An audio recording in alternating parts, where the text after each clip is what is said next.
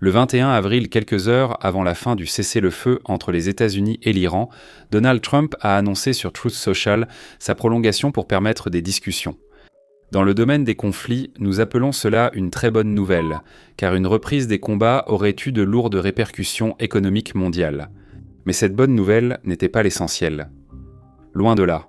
L'information principale, c'était la raison invoquée par Donald Trump pour prolonger le cessez-le-feu. Le régime iranien était tellement fracturé qu'il n'était pas capable de présenter une proposition unifiée que Washington puisse examiner. D'une certaine manière, il était normal de s'attendre à ce que le régime iranien soit fracturé. Les États-Unis et Israël viennent tout juste de tuer presque toutes les personnes occupant une position de réel pouvoir. On peut s'attendre à un certain bouleversement. Cependant, peu de gens auraient droit pu prédire à quel point les relations entre les factions de Téhéran deviendraient acrimonieuses. Je veux dire, qui aurait pu imaginer que la marine iranienne traiterait le principal négociateur du pays d'idiot devant le monde entier ? Ces divisions sont souvent bien plus que de simples désaccords. Elles illustrent une lutte de pouvoir grandissante au sein du régime, pouvant façonner le Moyen-Orient pour les décennies à venir. Qui dirige réellement l'Iran ? Il y a un instant, nous avons mentionné que les États-Unis et Israël avaient en tué la plupart des dirigeants iraniens. Ce que nous n'avons pas mentionné, c'est à quel point cette campagne d'assassinat a été méthodique. À part l'ancien guide suprême Ali Khomeini, d'autres grandes figures envoyées vers l'Est, vers la grande théocratie céleste incluent Ali Lajani, qui était le secrétaire du Conseil suprême de sécurité nationale, le général de division Mohamed Pakpour, commandant en chef du corps des gardiens de la révolution islamique, ou CGRI, et Aziz Nasserzada, le ministre de la Défense. Au total, le nombre de hauts responsables iraniens tués dans cette guerre pourrait atteindre 50. Nous ne disons pas cela pour louer les morts, mais pour montrer l'ampleur du vide de leadership à Téhéran. Remplacer même une seule de ces personnes serait un cauchemar de recrutement. Les remplacer tous, ce n'est pas possible, du moins pas dans un délai raisonnable. Tout cela nous amène à une question majeure. Qui dirige réellement l'Iran ? La réponse conventionnelle serait de désigner Mujtaba Khomeini, le fils de l'ancien guide suprême, qui a été choisi pour succéder à son père dans les jours chaotiques qui ont suivi la mort de ce dernier. Cependant, à la différence de son père, son pouvoir a été fortement limité pour plusieurs raisons. Selon le New York Times, il a d'abord été grièvement blessé lors de l'attaque qui a tué son père au début de la guerre. L'une de ses jambes a été si gravement blessée qu'il a subi 3 opérations et attend une prothèse. Son visage et ses lèvres ont été brûlés, rendant la parole difficile. Un responsable iranien a confié au Times qu'il devra subir une chirurgie plastique. Le jeune Khomeini n'a donc pas enregistré de messages vidéo ni audio, préférant publier des déclarations écrites, diffusées en ligne et lues à la télévision d'État, afin de ne pas paraître faible lors de sa première allocution publique. Malgré ses blessures, le Times a rapporté que Khomeini était alerte et impliqué. La deuxième raison est que le nouveau guide suprême est actuellement caché. Les responsables évitent de lui rendre visite, redoutant qu'Israël ne les suive jusqu'à sa cachette et ne le tue. Il reçoit des messages manuscrits livrés par des coursiers en voiture ou à moto sur les routes, jusqu'à sa cachette. Ses réponses repartent de la même façon. Même dans les meilleures circonstances, ce serait une méthode de communication peu pratique, comme si on ne tenait des réunions que via Slack. Mais quand les enjeux sont plus grands, comme lors d'une guerre existentielle, cela devient bien plus problématique. Donc, selon Abdul Reza Dawari, un conseiller de l'ancien président iranien Mahmoud Ahmadinejad, Mujtaba dirige maintenant le pays comme le directeur d'un conseil d'administration. Dawari a dit au New York Times qu'il compte beaucoup sur les conseils du conseil et que toutes les décisions sont prises collectivement. Les généraux des gardiens de la Révolution sont les membres du conseil. Maintenant, le plus puissant de ces généraux est Ahmad Wahidi, l'actuel commandant en chef des gardiens de la Révolution. Wahidi a rejoint les gardiens de la Révolution en 1979, a grimpé dans le renseignement au début des années 80 et en 1988, il est devenu le premier commandant de la force Al-Quds, chargé des opérations extérieures et des relations avec les groupes alliés au Moyen-Orient. Wahidi est un ultra-conservateur tellement connu que Mohammad Ali Shabani, le rédacteur en chef du média d'information du Moyen-Orient Amouadj, a écrit sur X que ses prédécesseurs étaient comme des instituteurs comparés à lui. Un autre membre des gardiens de la Révolution qui détient un pouvoir considérable est Mohamed Bagha Zorgada, l'actuel secrétaire du Conseil suprême de sécurité nationale. Selon l'Iran, Zorgada a été nommé à ce poste, l'un des plus puissants du pays, parce que les gardiens ont fait pression sur Massoud Pezeshkian pour qu'il le fasse. Le fait que les gardiens de la Révolution aient été prêts à faire pression sur le président élu du pays témoigne de la puissance des gardiens et de leur détermination à imposer leur volonté au reste du régime. Il convient aussi de mentionner le général Yahya Rahim Safavi, ancien chef des gardiens de la Révolution et principal conseiller militaire des deux guides suprêmes, père et fils. Guidés par ces trois hommes et de nombreux autres qui agissent dans l'ombre, les gardiens de la Révolution sont devenus si puissants que, selon certains analystes, ils éclipsent désormais le pouvoir du guide suprême. Ali Vaez, le directeur pour l'Iran au sein de l'International Crisis Group, a déclaré au New York Times que Mujtaba était désormais subordonné aux gardiens parce qu'il leur doit sa position et la survie du système. Cependant, ils ne sont pas les seuls centres de pouvoir à Téhéran. Le président Massoud Pezeshkian, réformiste élu sur un programme de diplomatie renforcée et de reprise économique, demeure le plus haut responsable élu du pays. Iran International a rapporté qu'il s'était heurté à Vahidi sur l'impact économique et social de la guerre. Il a critiqué les gardiens de la Révolution pour l'escalade régionale et les attaques contre les voisins, avertissant des conséquences économiques durables pour l'Iran. Pezeshkian avait également exigé que les décisions exécutives concernant la guerre soient prises prétendument par le gouvernement iranien plutôt que par les gardiens de la Révolution, une demande que Vahidi, sans surprise, n'a pas acceptée. Chez les conservateurs, Pezeshkian est vu comme un dirigeant faible, surtout après ses excuses aux pays voisins touchés par des munitions iraniennes. Le ministre des Affaires étrangères, Abbas Araghchi, diplomate de carrière ayant négocié l'accord nucléaire de 2015, s'est forgé une réputation de travail au-delà des clivages factionnels. Et enfin, il y a Mohamed Bagha Ghalibaf, le président du Parlement iranien, qui, malgré ses liens avec les gardiens de la Révolution, a la réputation d'être un pragmatique. Bien qu'ils aient des opinions politiques différentes, les trois hommes ont intérêt à conclure un accord qui mette fin à la guerre, et tous trois ont été frustrés par les gardiens de la Révolution dans leurs efforts. Et nous allons approfondir la lutte croissante pour le pouvoir interne en Iran dans un instant. Mais d'abord, une petite pause pour vous parler de notre projet France.co. France.co est notre site web réservé aux abonnés pour tous ceux qui regardent ceci et se disent « c'est super, mais j'aimerais que ça aille plus loin, Simon ». Chaque semaine, nous publions 2 vidéos exclusives, 2 articles d'experts et un podcast d'1 heure sur les conflits mondiaux. Certaines publications portent sur l'Iran, notamment notre podcast sur le Moyen-Orient, mais aussi sur d'autres conflits, avec des articles d'ex-commandants ukrainiens, de drones, des vidéos sur l'évolution de l'État islamique en Afrique et un briefing hebdomadaire sur les conflits majeurs négligés des 7 derniers jours. L'abonnement ne coûte que 5$ par mois ou 50$ par an et en échange, vous avez accès à tout un tas de contenus exclusifs. C'est Warfronts. Revenons à la lutte de pouvoir en coulisses en Iran. Négociations. Les premières pourparlers entre les États-Unis et l'Iran à Islamabad ont duré 21 heures. Malgré la longue négociation, aucun accord n'a été trouvé entre les deux parties. Alors que beaucoup d'analystes insistent sur les exigences opposées de Téhéran et Washington, Iran International indique que des divisions au sein de l'équipe de négociation iranienne sont aussi en cause. Des sources proches de la réunion ont indiqué aux médias qu'Araghchi a montré de la flexibilité lors des négociations, notamment concernant la réduction ou l'arrêt du soutien financier et militaire au réseau de groupes mandataires de l'Iran, comme le Hezbollah. Cette approche a suscité une vive réaction de la part de Mohamed Bagha Zolgada, qui a remis un rapport au CGRI affirmant qu'Araghchi s'était écarté du mandat de la délégation et avait engagé des discussions allant au-delà des directives de la direction. Le CGRI a ensuite ordonné à la délégation de rentrer immédiatement à Téhéran.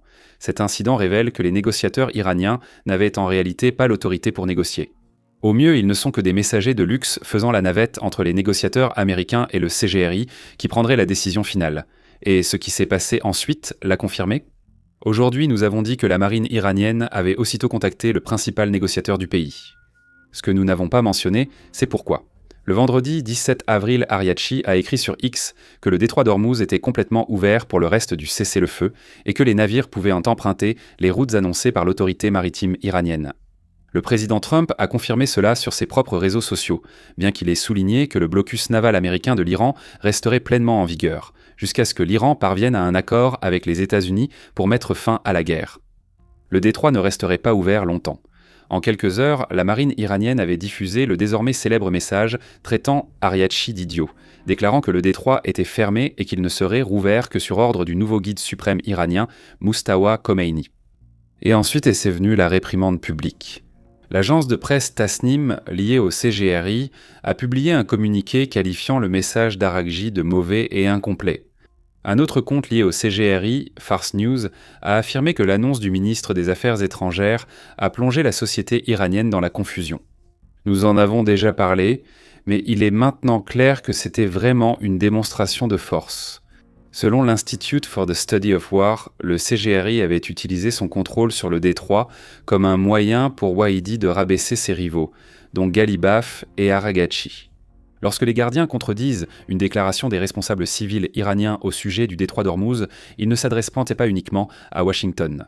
Ils montrent aussi clairement à leurs rivaux internes qui a le dernier mot et où réside le véritable pouvoir. Selon Iran International, ces luttes internes ont principalement empêché les négociateurs iraniens d'aller à Islamabad pour le second tour des négociations. Le média a rapporté qu'avant le départ de la délégation pour le Pakistan, un message du cercle proche de Khomeini a interdit toute discussion sur le nucléaire et réprimandé l'équipe du ministère pour les négociations passées.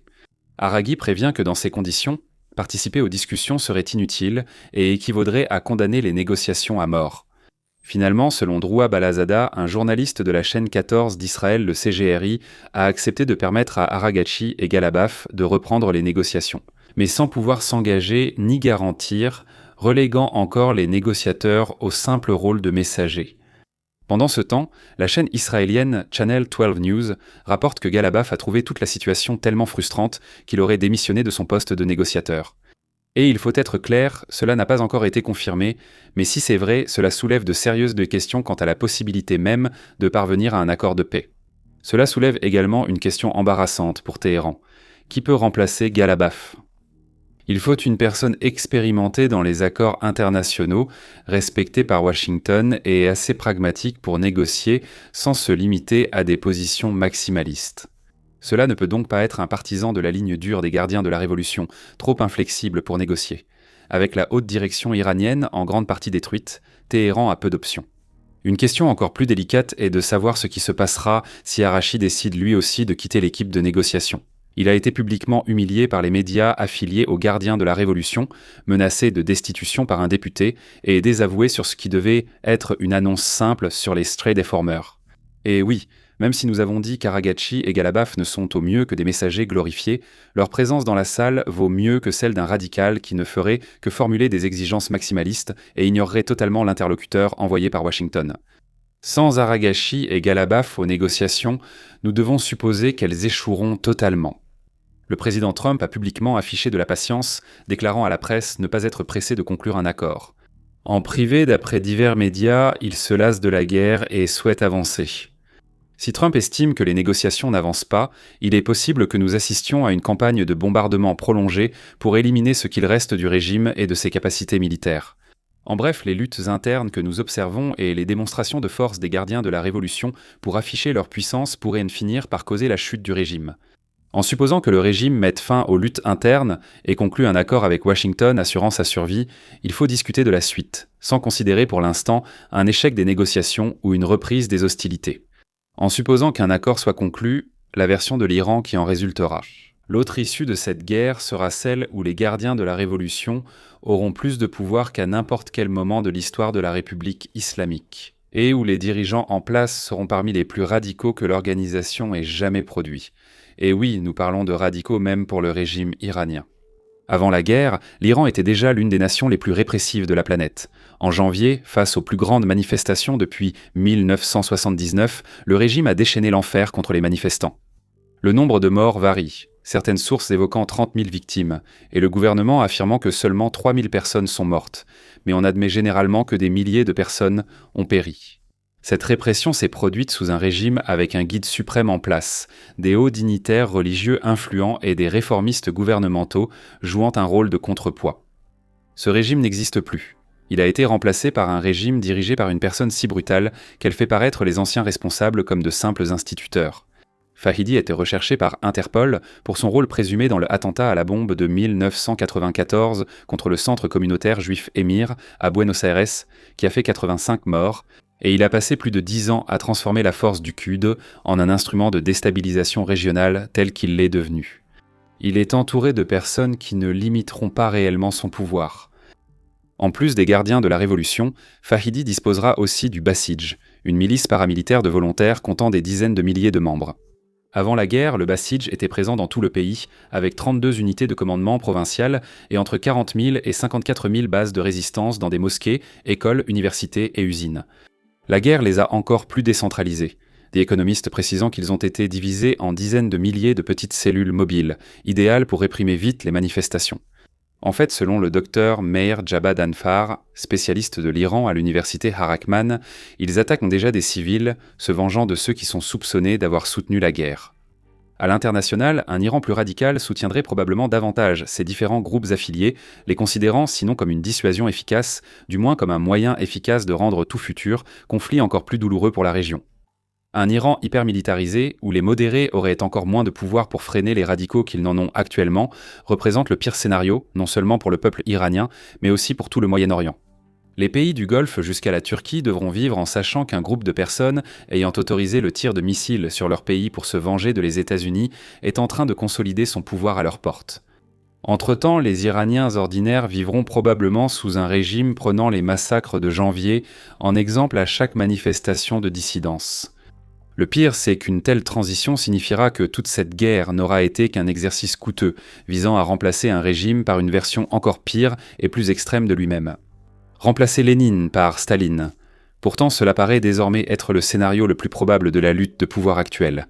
Nous ne disons pas que tout cela est garanti. Si la guerre reprend, les forces alliées pourraient éliminer les nouveaux dirigeants des gardiens de la Révolution, ou un accord négocié pourrait soutenir les modérés du régime.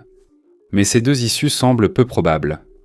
Le monde doit réfléchir à la gestion d'un Iran post-guerre contrôlé par les gardiens de la Révolution, car ils ont sûrement déjà anticipé la suite, ce qui risque de ne pas être positif pour le reste de la région. Merci de votre attention.